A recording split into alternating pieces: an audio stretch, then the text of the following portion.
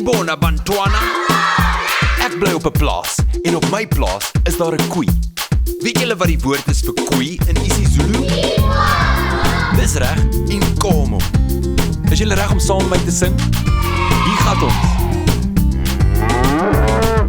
Gihlala ipulazini, gihlala ipulazini. Kukona inkomo, kukona inkomo. Daar is ook 'n skaap op my plaas. Weet julle wat die woord is vir skaap in isiZulu? Dis reg, imvu. Ek bly op 'n plaas en op my plaas is daar 'n koei en 'n skaap. Is julle reg om saam te sing? Gihlala ipulazini, gihlala ipulazini. Kukona inkomo, kukona imvu. Nou ook op my plaas is daar 'n vark. Wat is die woord vir vark in isiZulu? Dis reg, ingulube. So ek bly op 'n plaas. Op my plaas is daar 'n koei, 'n skaap en 'n vark. Is julle reg om saam te sing? Gihlala ipulazini, gihlala ipulazini.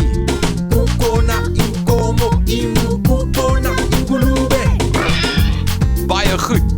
Daar is ook 'n hoender op my plaas. Wat is die woord vir hoender in isiZulu? Dis reg, inkuku. So is julle reg om saam te sing?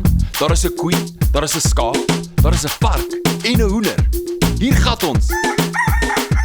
Gihlala ipulazini, gihlala ipulazini. Kukona inkomo, imvu, kukona ingulube, nkuku. Gihlala ipulazini, gihlala ipulazini.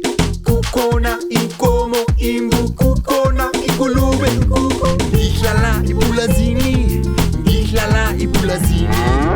Kukona inkomo, imvu, kukona ingulube, nkuku. Gihlala ipulazini, gihlala ipulazini.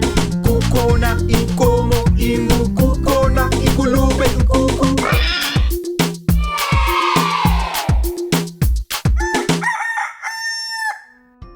You can also visit our website to see what other language learning materials we have to offer.